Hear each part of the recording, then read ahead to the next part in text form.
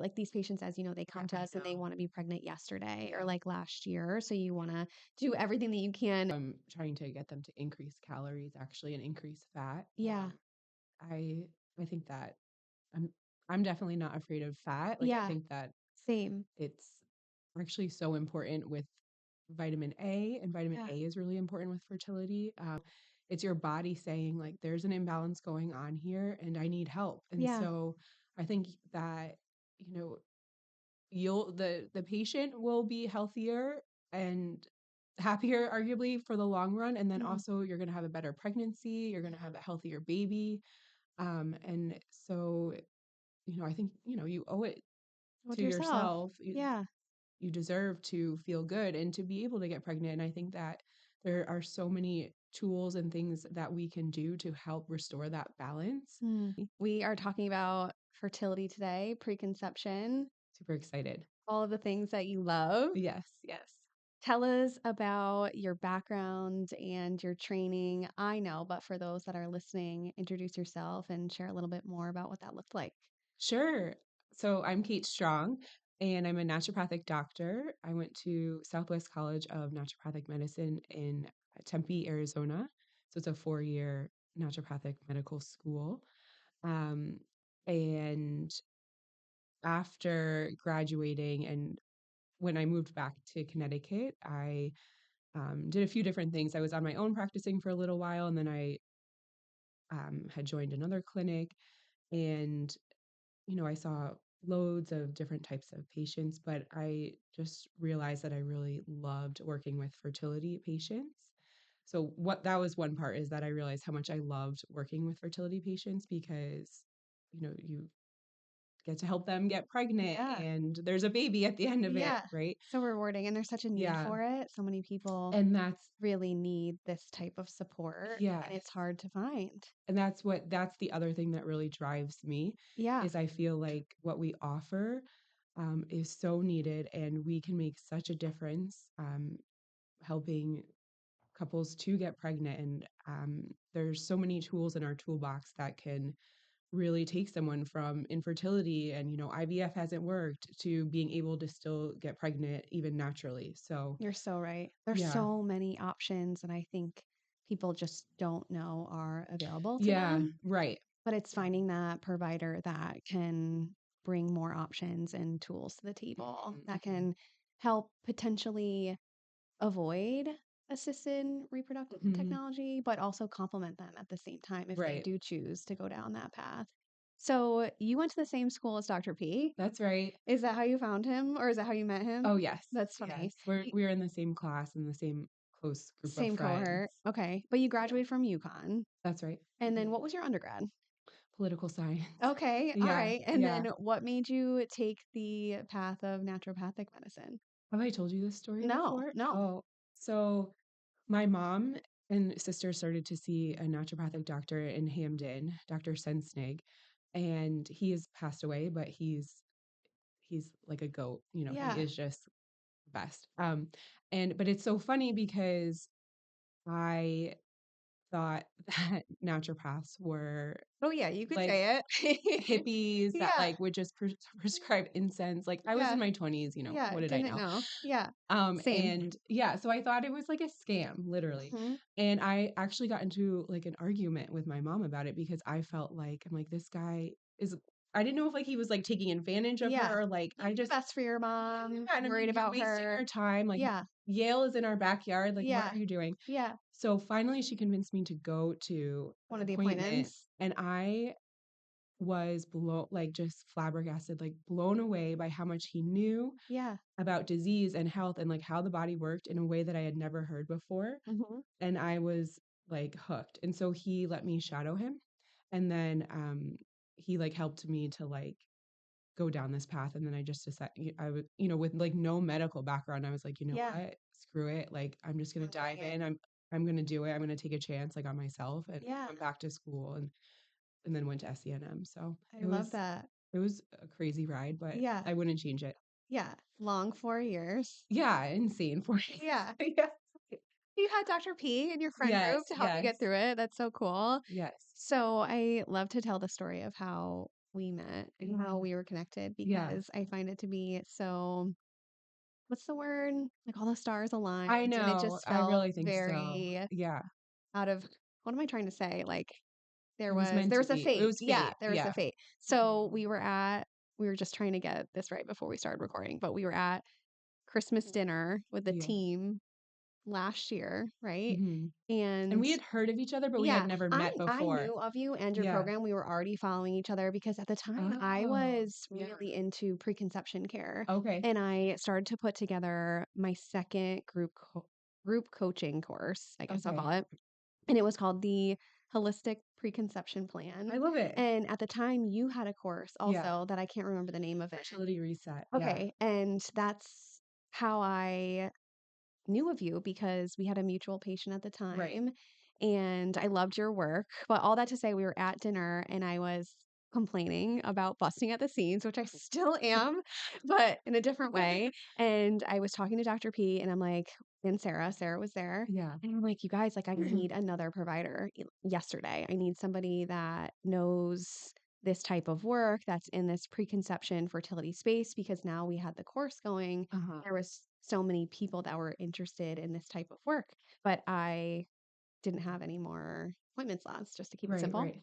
So I can't remember exactly how it came together, but Dr. P and Sarah were thinking of you at the same time, but they didn't know that they were thinking of the same Yeah. provider. Yeah. So Sarah was like, "Oh, Dr. Cait, she's great. You should connect with her. She lives in the Milford area." And then Dr. P's like, "Oh yeah, I know a Dr. Cait. She's also great. I wonder if she would be interested." And then he literally like brings up one of your photos from med school and like shows it and we all like died because Sarah's like, "Oh my God, that's Dr. Cait." So they both were thinking of Yeah. you. And then I think at the table we tried calling you or something. We were texting you or Yeah, like no, they sending text you the like picture. They both sent me this picture of them together, and I was like, "What is going on?" yeah, it was Yeah. so strange. And then I think I reached out to you like the next day. Yeah. And then I remember we talked when you were away and I was away, right? It Yes. was like Yes. over February. I remember being in Puerto Rico, like Yes. taking your call on the side of the road, like, "Are you interested? Do you want to join the practice?" And you're like, "Yes, absolutely." You came in like the next week later. Yeah. And then you're like, "I just had a baby. I need more time." And I'm like, I "Take love it." I loved that first meeting we had together. I know. That was It was I the felt like we best. had, like, already known each other for, like, years. Yeah, It was just, like, so easy and, like, I know. easy to connect to. That's how you know it's the Yeah. right fit though, I when we know. both have like those same values Yeah. and we both are like, "Yes, let's do this. This is what I want to do." And Yeah. then you were like, "Okay, I need a little bit more time." And I'm like, "That's totally fine." I remember you being like so nervous to tell me that. I'm like, "Why are you nervous to tell me you need time? You just had a baby." Started with us in September and here we It's been are. so great. Yeah. Dream come true. Your patients love you too. Oh, I'm so happy to hear that. I love Yeah. them. So, Yeah. yeah, yeah. Oh my It's been so goodness. great. I So feel so grateful to be here. yay. So here we Yeah, are, yeah, specializing in fertility. You see a handful of other patients too. definitely. Yeah, Managing some thyroid stuff right now. yeah, It's hard to escape GI work yeah. when you start to peel back the layer with Right. fertility. Mhm. But why don't you share some of the process that is involved with seeing you at the clinic and Mhm. what it looks like for somebody that's coming in that has these fertility concerns? Maybe they have been trying for some time and Yeah. it's before they go down the path of IVF, IUI, or seeking a specialist in that way. What does it look Mhm. like to work with you? Mhm. Well, what I think, whether someone has gone down that IVF or IUI conventional path, which, by the way, and I know we totally agree on this, like Yeah, we are, there's room for everything. of course, Yeah, like all for that, if I think that's definitely the right fit for a lot of people, but I yeah. also know that having talked to a lot of fertility patients or clients, they either have tried it and it hasn't been successful, or it's been a lot on their body or It is a lot. finances or whatever it is. So Financially, mentally, yeah, emotionally, physically, it's a lot to yeah, take on, for yeah. sure. And so whether someone's already gone down that route or maybe, they've just been trying like 5 months, 6 months, and it hasn't happened yet. What I'm finding again and again is that there is, and I mean, I can talk about the layers underneath this too, but that there is an underlying hormonal imbalance going Mm. on in some way, whether it is estrogen, progesterone, testosterone, or whether it's thyroid, etc. Insulin resistance, I feel like is Insulin, big. yes, Yeah, yes. And but because that woman is cycling quote unquote normally, Yeah. like every 28 days, 20 or 27, 30, whatever it is, they think that there's nothing wrong. And then their doctor thinks that there's nothing wrong. Right. But what I'm finding is that there is that hormonal imbalance, and then that is impeding conception. If we're at least just looking at the woman's side of it, but if it, Right. of course, you also have to take in like the guy as Totally. well. Yeah, it's Um, 50-50. That's something too that I feel like is not necessarily talked about yeah, as much, especially in the conventional yeah, space. That we spend yeah, a lot of time optimizing mom, yeah, but we're not necessarily considering the female side, the male side of that too. I'd love to get into that a little bit, but yeah, you were starting to tell me about hormone imbalances, yeah. estrogen progesterone or progesterone to estrogen ratio. Uh-huh, Oftentimes you see that being abnormal, and uh-huh. then the thyroid piece is huge and insulin Mhm, resistance. mhm. What are you testing? How do you find these Yeah. imbalances? Um, so definitely with each patient, we run this really comprehensive quest Yeah, deep or dive. deep dive, right? But with fertility patients, in particular, I'm finding doing a functional medicine full month panel Mhm. test, whether it's a saliva test or it's like a Dutch, Yep. a urine test. So one or the other is just invaluable because you're getting a full bird's eye view of what your hormones are doing over the entire cycle. Yep. And a lot of times patients will say, well, my hormones are regular. Again, like I cycle regular. I've had my hormones tested, but they've only had their hormones tested one day of the Yeah. cycle. And so it might be regular that one day, but then Right. you're missing all of these other pieces throughout the rest of this cycle. And so I find that even though it could be an investment in or considered an investment in money or time to do like the full, you have to, do samples throughout the whole Month. Yeah. month, it's really invaluable. And I think it saves time and energy and money in the long run because now we know what we're working with. Yeah. And then we can really target that person's Treatment. treatment like in a much more powerful way. Yeah. Um, I think yeah. that too, that the data helps us to make decisions. And Yes. symptom report is also important, and tracking those symptoms also is very helpful. Yes. But I think too, sometimes patients respond better when they can see numbers and they can Yes. see Yeah. evidence that Yeah. there's imbalances. But I love that you took time to talk about the specific timing piece of Yeah. testing hormones, Yeah. especially. I can't tell you how many times, and I'm sure you've heard this time and time again also, patients come to me and they're like, "Oh, I tested my hormones. They're completely normal." And it's like, "Okay, well, what cycle day did you test?" Right. And That they're very like, "I true. don't know." And Yeah. I'm like, Yeah. "Well, this means nothing to me then if we're Right. not testing specifically." So you're testing throughout the month. It sounds like you're doing a cycle or some type of mapping, cycle Yeah. mapping, Yeah. or what test have I seen you done recently? It's called The Rhythm Plus. the Rhythm Yeah. Plus. Hmm. Yeah, that's Hmm. something that Hmm. I haven't ran. Is that a precision? What lab does that It's come from? Genova, and Okay, I Genova. I also really like it because you could do the cortisol awakening, the car with Yep, it, but if you don't have to do that, but you will get um, the cortisol and DHEA and testosterone with it great. too. So it's showing, as you know, like Yeah, obviously there's such a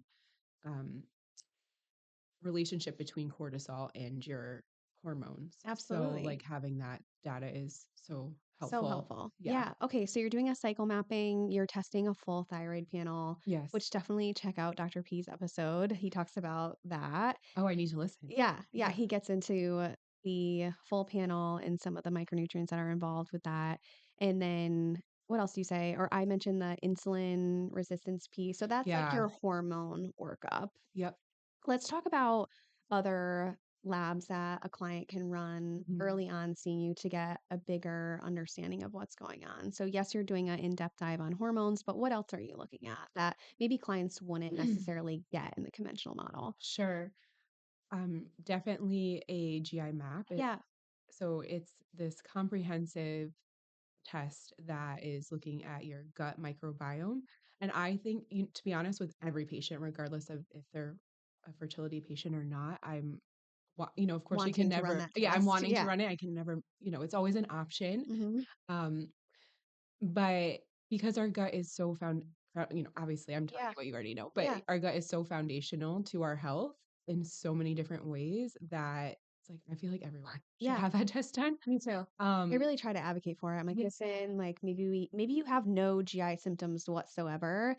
Yeah. because it is, I think Dr. P calls it like the window to the rest of your health. Mhm, It mhm, is going to be helpful regardless. mhm. And when it comes to a fertility standpoint, if there's imbalances in the GI tract, it's going to affect your hormones, especially Yeah, the way that you metabolize estrogen. It can right. affect your cortisol pattern. So, really getting down to root cause, you got to look at the microbiome. So, you're running Yeah. the GI map. That's your interesting that you go to Genova for hormones and then you're back to diagnostic solutions for the Yeah, GI map. Is that yeah. because I run the GI maps? I feel like I got to get I just feel like it's like, yeah, I feel like it's top tier. yeah, I don't I think know. it's an easier to interpret test Yes, than that's I yes. like the Genova test and I'll look at it and consider it if clients come to me with it. I just Yeah. won't necessarily order it unless it's I think Medicare covers it, so I'll Mhm, use it in mhm, my older patients. But mhm. okay, so you're doing GI maps, you're looking at the microbiome. Anything else that you can think of for the workup? Well, just one thing on the GI map Yeah. I wanna touch on. Yeah.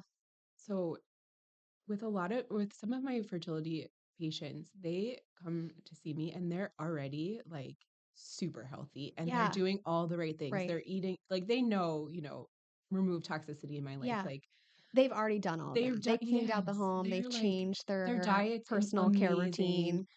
But then I run the GI map and I Mhm. see that the beta glucuronidase is high and that they have Mm. like I would have never have thought that they had the estrogen dominance, and Right. I'm seeing that. And then it's also confirmed when we do the full hormone panel, like the monthly one. Yeah. But I'm just again finding that to be so invaluable. Like to your point, do, doing a gut test is telling us about a missing hormonal piece that Right. wouldn't have known if we had just, I guess, Missed it. yeah, Didn't like do just it. done regular labs. Yeah. So um, that's been really valuable because, yeah, again, like I would have not thought that that patient had the estrogen dominance, but that estrogen dominance could potentially actually be interfering with progesterone, and then Right. that is then like it is a block to her being able to get pregnant. Sure. Or maintain the pregnancy. Right. I mean, yes, Yeah. exactly. I feel like that's a rabbit hole we can get down. That would take a whole episode to talk about the estrobolome and Yeah. how those bacteria they influence the way that you Yeah. metabolize estrogen and your estrogen levels can look normal in the Mhm. blood work, for instance. But if you're doing a Dutch test, you're looking at those metabolites, Mhm. you can still present estrogen dominant if you have challenges in that phase one Yeah. detox. Yeah. Super important to take that deep dive. Mhm. Okay, so you're doing the GI map, you're looking at Mhm. hormones, you're looking at insulin, you're looking at thyroid. Mhm. Are you taking the step further to do a total tox burden screen at that point? Mhm. It sounds like most of your patients that come to see you, like you said, already went through that process. They Mhm. cleaned out the home. They're not using chemicals in the home. They're not using personal care products that have endocrine disruptors, Right. because that's a real thing too, that I I think a know. lot of people are starting to come around to understand that that's a thing. There are chemicals in the food that we eat, in the personal care products that we use, in the cleaning products in the home Mhm. that interrupt your hormone Mhm. production. Mhm. So, do you take that step to do that test, or are you feeling like that's covered by the time that they get to you? I think that it depends on the patient, and I Okay. have to gauge, how Yeah, much I think that toxicity is playing a role. But sure. I also think maybe in some instances where it feels like we have all of our ducks in a row and then Mhm. she's still not getting pregnant, I think we do need to consider that because Yeah. maybe there is some hidden mold or something Yeah. somewhere. Or I know this isn't the test you were just mentioning, but like Lyme or, Yeah. there's something else going on Sure. that we would, we'd have to investigate further. Yeah. Yeah. Okay. So you're saying that it's not something that you're necessarily doing out the gate with these patients, Right. but Yeah. maybe it's Maybe I something. should. No, I agree. That's how I approach it too. I'm not doing total tox burden tests Yeah. initially with the GI workup, with the Dutch workup. I just feel like it'd be too much information. Yeah. But I also get to a point too with clients that maybe we're doing all the things and we're plateaued. It's like Mhm. there's got to be something that Mhm. we're missing. And Yeah. if I'm feeling like that, then I'll go down that path because that test is expensive too. It's an Right. investment. You're looking at Right. environmental mycotoxins, you're Yeah. looking at plastics and things in the environment, but there are known chemicals and plastics that are endocrine and Yeah. reproductive toxins that Yeah. have an effect on the mother and the fetus too, even early on. So definitely something worth considering if you're feeling like Yeah. you're spinning your wheels, or maybe you are getting pregnant and not maintaining the pregnancy. It would be something that I would bring to the table maybe later in the game. Which one is your favorite? I like Vibrant America. Yeah. They have a total tox burden test that it's expensive though. It's Yeah. like $500 or Yeah. something, but it's a blood analysis, I believe, Mhm. and it does report on the mycotoxins in plastics too. I mean, I think that also for someone who feels like they're doing everything, there really might be something that they're doing that they're not realizing Yeah, is influencing them in like such a way. totally. I don't know what it could be, but I have an um idea. Can I like interject here? yes, please. I just feel like I'm in that phase. Like I've been in the preconception phase for like going on 2 years now. Things creep up, but you get Yeah. into these routines that you don't really Right. realize that they can have an influence on your endocrine health or Yeah. hormone health. And for me, something that I've noticed that it was a treat for a little while, and now it's becoming, like, multiple times a week that I'm getting coffee, and Yeah. I'm sipping it out of the plastic. The plastic. Yeah, the Yeah. hot plastic cup, and I'm like, "Wow, like, this has BPA in it. This Yeah. is definitely an endocrine disruptor," and I've just come to realize that I need to make that change, but it's Mhm. little stuff like that that creeps up that Mhm. you it's not that I'm making an excuse, but you don't think, "No, one is gonna be fine," but then you look Right. at, the past month, it's like, "Okay, well, I could definitely make a change here." Yeah. Or if someone's going to work and it's like the plastic pods too. Yeah, Not to yeah. take all of your happy things I away. know. No, I know. But yeah, I mean, these little things that Yeah. it's like like, the The accumulation of it, right? accumulation, yeah. Well, if say you do that test and you see a plastic that come up and you're like going through your mind, you're like, okay, yeah, I can get rid of the pods. I can get rid of the Right. plastic tops. I can do better with whatever type Yeah. of food that you're carrying around in plastic. So yeah, those tests sometimes can give us a understanding of the changes that we can make in our Mhm, mhm, lifestyle. mhm. Okay, so feel like we've covered the workup. That is helpful for anybody that's listening that is not familiar with functional medicine. It gives them a place to at least start the Yeah. conversation with their Mhm. providers. Obviously, come see us because we can help, and There's so Dr. much that Cait can we help. can do, and there's so Yeah. much information that we can help them to uncover. Totally. Yeah. Yeah. And testing is one of the first Yeah. steps, but it's definitely not the end all be all. Talk to us about how you coach your patients and your clients to start tracking their cycle. What are you Mm. looking for with that self-reported data? My favorite way to go about it is the fertility awareness method, Mhm. FAM for short. Um, and I learned this through Tony. I always botch her last name. It's like Weschler. She has an incredible book. Taking charge of your fertility. I think it is. Okay, yeah, I know that book. Yeah. It's like white and purple. Yes. Yeah. Yes. She's amazing. So and it's based on the idea of that you can really tell your fertile signs through your morning Basil. BBT, Yep. yep, basal body temperature, your cervical fluid, and then the position of your cervix. But I feel like that third sign is more optional. It's really Yeah, the that's a first tough one to two. track, Yeah, especially yeah, I don't early think it's on. necessary. But the strips that women are using at home to urinate on, those aren't always. I feel like they can be confusing, They can. and they're not always accurate. Yeah, especially if Um, they have PCOS. right, Yeah. exactly. So I find that the doing, even though, it can be an adjustment, I would say in the beginning to get used to doing her temperature. Mhm. I mean, if it's something that is going to cause a woman a lot of stress, like I never want to do anything that's going to cause someone stress because that is the opposite of what we're trying to do. But Sure. if she's game, then tracking the temperature, tracking the cervical fluid can give us such a wealth of information, Yeah. because we'll be able to see when she ovulated and how long the latter part of her cycle, the luteal phase is, Yeah. which is crucial. Time and time again, I'm seeing women where the luteal phase is too short to sustain a pregnancy, and that's Yeah. why she's not getting pregnant. Right. Of course, then we have to ask why that's happening, which is a whole nother, can of worms. But um, that the temperature tracking will really tell us that. And also, I think that so many women, sometimes it could be just something simple where a woman is using her phone app because she thinks that the app is telling her when she's ovulating, but an app can't tell you when you're ovulating. Right. Yeah. So you can only know when you ovulate after you've ovulated by seeing that rise in temperature. Um, and that's where the cervical fluid also becomes so important with understanding like when your fertile timing is. So that's what I like Mhm. best. But I guess it always depends on like where Person. that patient is and Yeah. what they're game to do. Totally. I feel like the Oura Ring has Oh, made yes. basal body temperature tracking so I need to get much one. more Yeah. doable for me. Okay. So I initially started with natural cycles Oh, and I yes. got the whole kit, the Yeah, yeah. thermometer, and I left it at the bedside table and I still just couldn't get it together for whatever reason. I would miss a day and then it I would be know. like a half hour later or I don't know. I had a drink the night before. I don't know, just like there's so many Yeah, it's a things that lot. can change Yeah. those variables that I was like, I need something that can help me stay on track. So I ended up getting the Aura Ring, and that just allows that consistency in the Yeah. tracking and also just taking another thing off of my list. I feel like it just offers a level of peace to Yeah. this process. So I think that's an amazing opportunity for Yeah. people that want to get into that space of tracking their basal body temperature, but maybe need a little bit of support. The Aura Ring does link up with natural cycles, which is a great Oh, option. okay.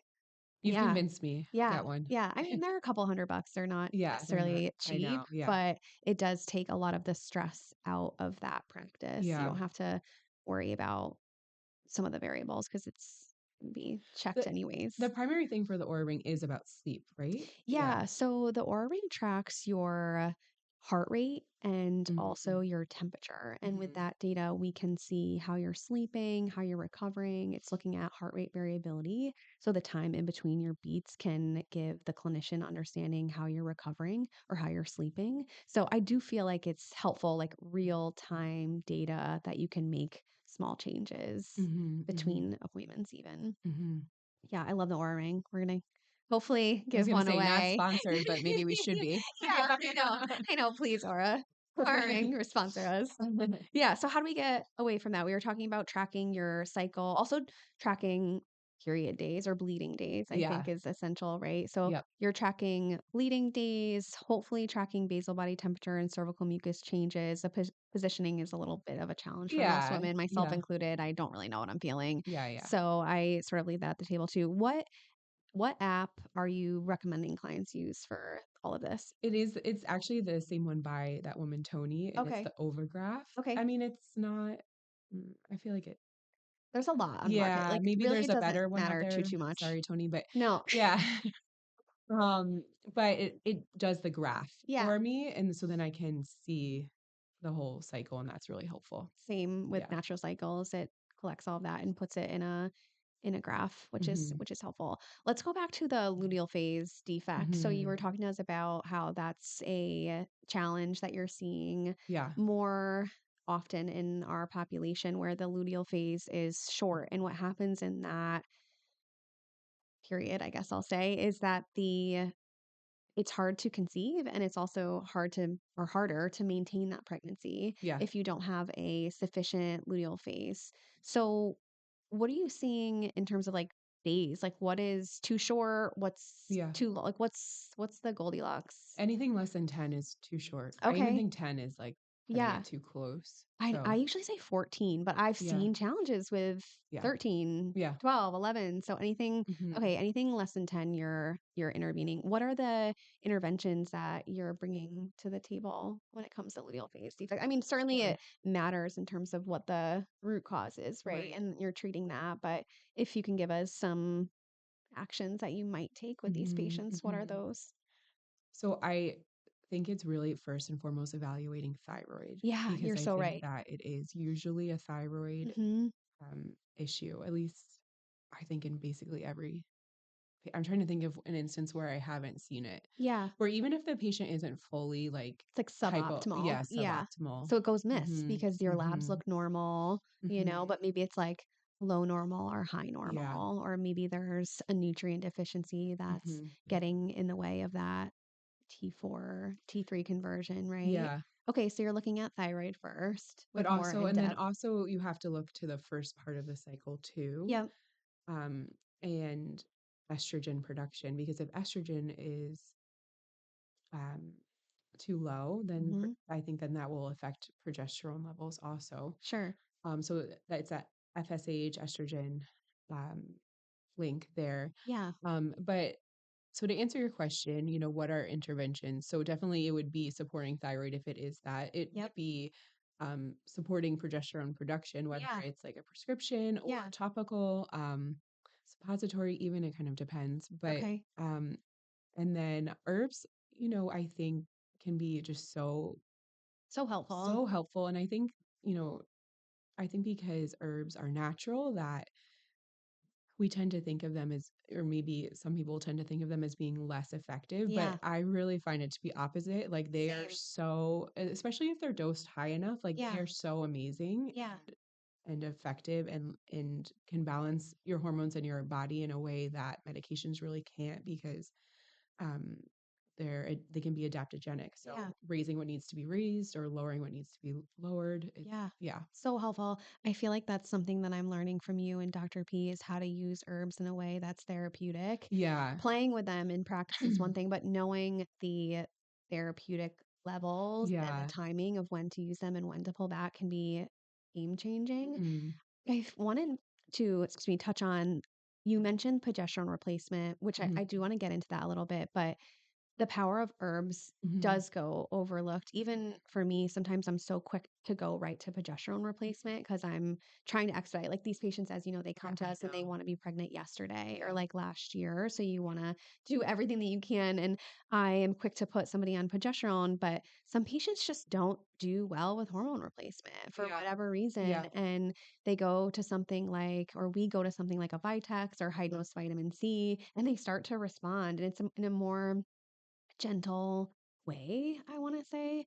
Give us some ideas for, or are you using Vitex? Or are you using vitamin C? Hmm. What are the herbs and nutrient supports that you're using in practice to support progesterone production? Yeah. I mean, I think it will always still go back to Root cause. understanding root Yeah. cause and why, and it's usually an adrenal Mm-hmm. imbalance or Sure. nervous system.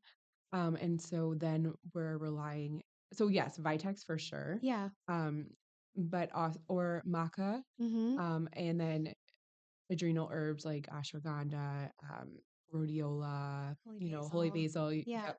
Um, I think you read my mind there. Yeah. Yeah. Oh, I'm going in the, I'm Yeah. like HPA Adapt. What's in Yeah. that formula? Yeah. That's And my I mean, favorite who formula. doesn't need those? Yeah, I know. Anybody really could Yeah. benefit from them. Right.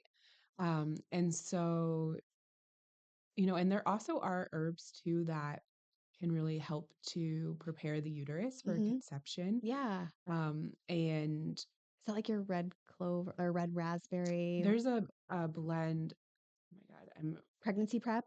Vitanica? I do love that Yeah, me blend, too. but it's a different one and I'm Okay. forgetting That's right okay. now, It will being come on to the you like spot. right when you walk out of Yes, here, yes. probably. Um, but yeah, there's just so many different herbs out there that can, really, I think, make a big difference even with helping to potentially prevent miscarriage and like Mhm. get the uterus ready too. So, Yeah, I love that. So we're really integrated. We're using mhm, herbs, we're mhm, using prescriptions. If we need to treat the thyroid, we will. Progesterone, you mentioned, is a prescription and can be orally, mhm, mhm, topical, or even suppositories, which I don't use a ton of, but some mhm. patients do Yeah. and prefer those. Cool. Anything else that you can think that to add to this luteal phase defect? I mean, I think it really boils down to, just to summarize, really understanding root cause and then we're Mhm, treating that. But mhm, I think some clinical pearls that listeners can take away that herbs are effective, mhm, Vitex can be helpful, vitamin C can be helpful in treating the adrenals too. mhm, You mentioned nervous system support. Maybe we can go there next, mhm, talking about how that shows up in your practice in these mhm. patients and where are you going with them with that piece of their care? Yeah. So, in my understanding, there's really this hierarchy of Mhm. Hormones. Is that what you're yes, getting at? Yeah. and physiology in the way that, and I learned this domino effect really from Dan Kalish. He's a functional medicine provider, but where our nervous system and adrenals affect our gut health, Yeah. and our gut health affects everything, especially hormones. So if you have a hormonal imbalance, whether it's PCOS or difficulty getting pregnant, it's like we know that your gut health is compromised in some way. And I know that your adrenal health and nervous system is compromised in some way. Even if Right. you're telling me you're not stressed, Right. like you Yeah. have to be in some way, and it might Yeah. be like more of like a physical stress opposed to like an emotional. But Mhm. so I am just finding time and again that supporting the patient at the top level with nervous system support, adrenal support, and that could be herbs, it could be replacing deficiencies, it could be diet and getting blood sugar, Mhm. they're So big. balanced.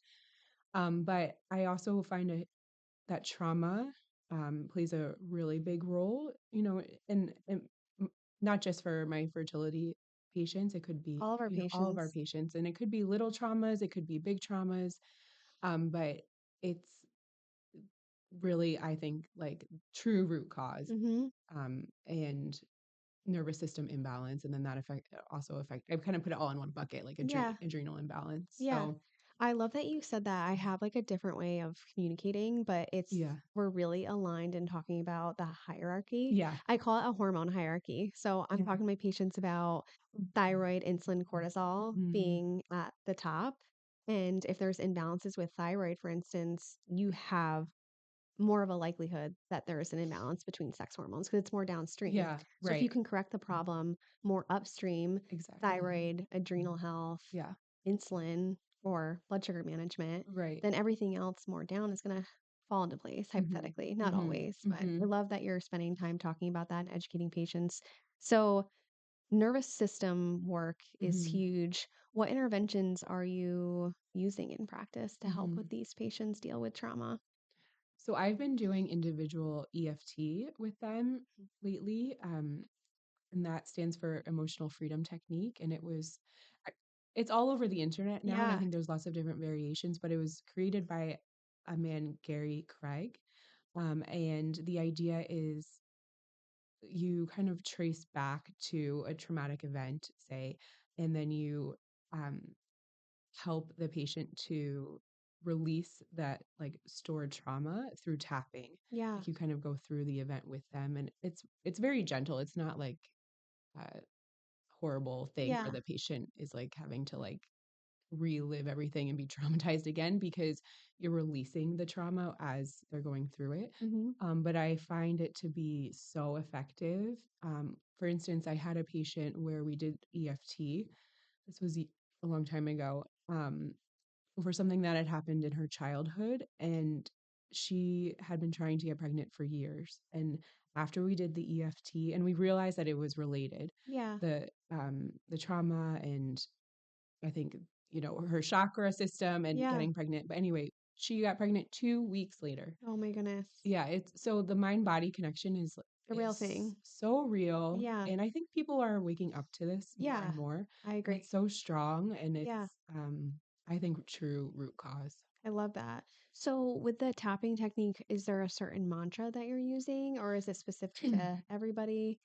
Yeah, the way that Gary Craig teaches it is um it's actually a more of like I don't want to say a negative thing, but it's Mhm. you're going back to, so say you were in a car accident, like you would be going back through the incident of the car accident and like how you were feeling in that moment Okay. and releasing it. So it's like even though I'm feeling so scared, I still love and accept myself. And then you kind of go through and tap it out like that way. So it's not, you're not actually doing the positive with it, because the idea is that once the negative is released, then you're just naturally feeling better and feeling more positive. Okay. I Yeah. love that. Yeah. So, who's the trainer that you pursued this His name is with? Gary Craig. Okay. Cool. Yeah. I love that. Yeah. He has lots of information on his website too. I Yeah. feel like that sets us apart. Yeah. You need to do more of that. Oh. I mean, but there's a lot, I've been thinking about this lately. Yeah. Like, I'm like, I need, like, I don't know, like, I want to have something that is going to help every patient to Mhm. restore their nervous system. Mhm. And I'm happy to do EFT with them, but I know like there's only so much time and only so Yeah. many sessions. I So, know. like, I need to formulate some kind of like program or something where they are really like resetting Yeah. Maybe the like system. adjunct alongside Yeah. the membership. Yeah. Like, so going back to that like hierarchy, right? hmm The thyroid, insulin, and cortisol.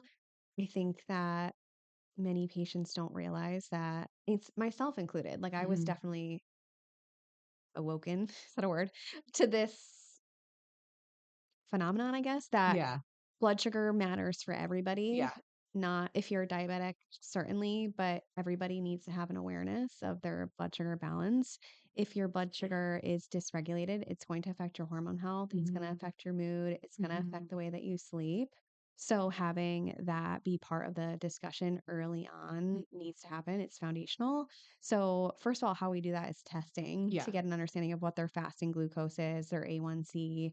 A1Cs, as you know, for the listeners, it's more of a measure of glucose management over the last 90 days. Glucose fasting is a snapshot in time. So it gives us understanding of sort Mhm. of right now. And then what I'm seeing not getting done in the model is insulin. So getting a fasting insulin can be really helpful because that can give us some early warning sign. Is there some resistance here? And what I mean by that is glucose getting into the cell where it's needed for a metabolic function, or is Mhm. it hanging out in the bloodstream? Mhm. Is it not getting to where it needs to go? So, all that to say, if insulin is elevated, that's going to impede your ovulation. And Mhm. we see that time and time again with clients that have this PCOS type picture. And what I mean Mhm. by that is that we have a lot of patients that don't necessarily fit into that beautiful box of PCOS. I haven't looked into this in a while, but I think the last time that I was looking at the diagnostic criteria, I was looking at the Rotterdam Mhm. criteria. You need to have like 3 of the 4 or 5, 4 of the 5 or something like that to Mhm. like meet that diagnosis. And I have patients that have like insulin resistance. Maybe they have slightly bumped androgens, but they have no cysts on ultrasound, and maybe their periods are regular, but they still are borderline Mhm. that they Mhm. have some insulin resistance. Or maybe it's not necessarily regular, but maybe it's like every 35 days and it's 28 days and then Yeah. it's like 36 days. You know what I mean? So it's like Yeah. they're a shade of PCOS, but it's not like they're in that beautiful box that they get the care. They don't get the care that they need because of that. So, yeah, spending time talking about nutrition is key. And I think a way that most patients can start with reversing insulin resistance is bringing in more protein into the diet. Right. I try to spend time talking about foods that we can add to the plate rather Right. than taking Right. away because Yeah, I feel same. like unnecessarily restricting the diet, I think you touched on this briefly before too, can offer a negative headspace that I think can be more detrimental for these patients. So, talking about again like what we can add to the plate to have more of a additive mindset versus restrictive, I think can be really helpful. So, Mhm. spending time on protein and less worried about reducing carbohydrates, even though that's the dietary Yeah. guideline from, Mhm. most diabetic Mhm. groups of Mhm. clinicians that help to educate us to help these patients. So, yeah, spending time on nutrition is key, more protein. I use a ton of um, tools in practice to help patients optimize their Mhm. glucose levels, which I'm sure we're on the same track there. Berberine, I think, is Mhm. great Mhm. for patients that struggle with fertility and struggle with insulin resistance. I dose it exactly like metformin. I'm sure you do too. So 500 milligrams twice a day to start. You can even start with one, but berberine you can only use for so long because it is an antimicrobial. It is going to have an effect on the GI or the microbiome health. So it's definitely not a long game. At that point, you might want to just go to metformin, might be a better solution. Mhm. And honestly, I think that the GLPs are probably our Mhm. best tool available right now for patients with PCOS. And I know that that's a hot take, Yeah, but yeah. if you I have like it. insulin resistance and you're not ovulating and you're not on a GLP, you got to see somebody else because it can really move the needle for patients. Yeah. What are you using in practice to treat insulin resistance? Yeah, I think the same Yeah, approach really that you mentioned, yeah, especially diet first. yeah. Diet first. Got to Berberines come great. first.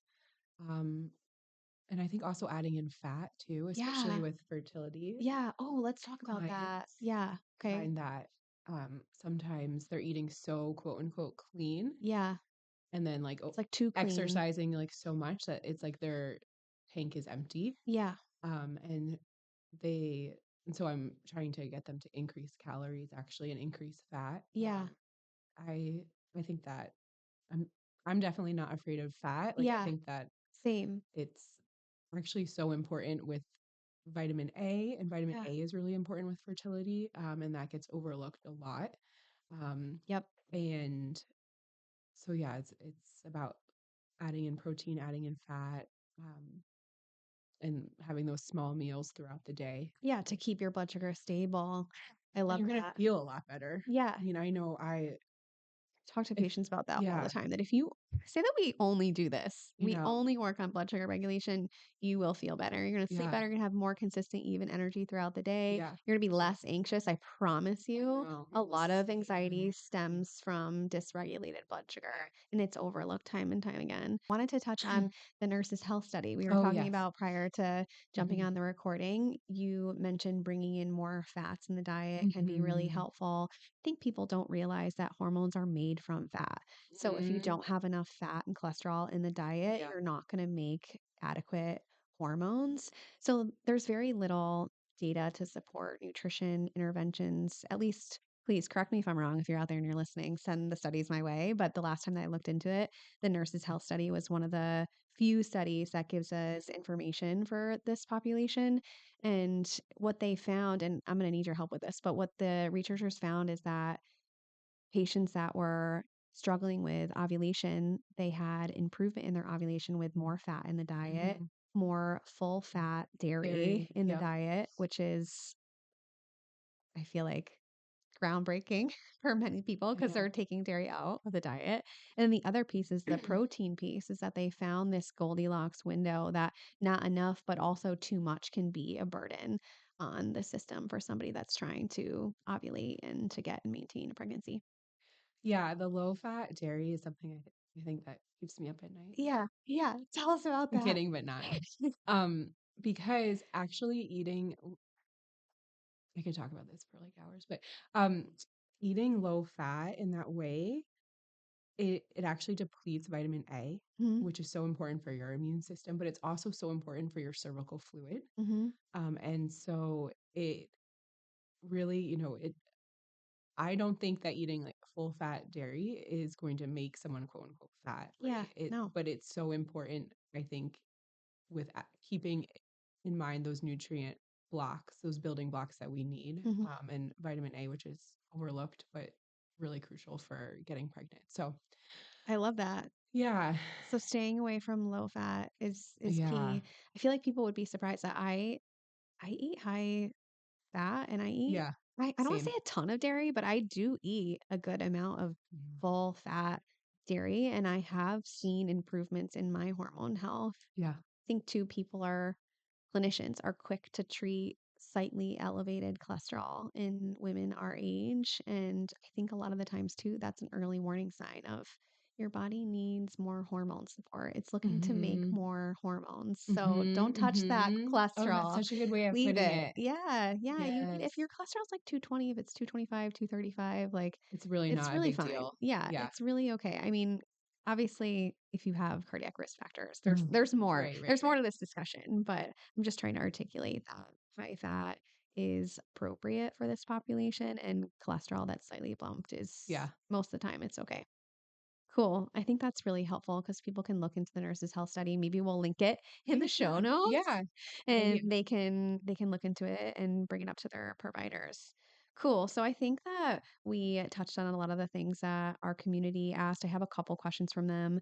One of them that really caught my eye was a male sent in a question, and he took note of what we talked about earlier in the conversation, that a lot of the focus is on the female mhm. and what can men do to start this journey early on to support their fertility, or maybe some tests too that they can run? Yeah, I think it's really, you know, the 3 months before conception Mhm, are so crucial when we're considering egg health and sperm health because what we're doing is influencing our sperm and our eggs. So it could go one way or the other. And again, I like to look at it not as a negative thing, but like an opportunity. mhm. But I think for both people, it's like really trying to be as healthy as you can be. Yeah, So making sure you don't have deficiencies and you can run tests for to help figure that out. Um, for the guy, removing toxicity and this it's really kind of the same for both people, right? Removing yeah, toxicity, making sure you don't have deficiencies, eating a really good diet. yep, For the guy, reducing alcohol intake, yeah, which is, I yep. think, tough Marijuana sometimes. intake too. Yeah. Mhm. Sorry, what was that? Marijuana, cannabis, Oh, yeah, yeah, yeah. can be Yes. detrimental to sperm health Right. and That's motility. such a good point. Mhm. Um, and of course, that. ever ongoing topic of stress and lowering stress and helping our patients to be able to relax. I think for males and females is so important. Yeah.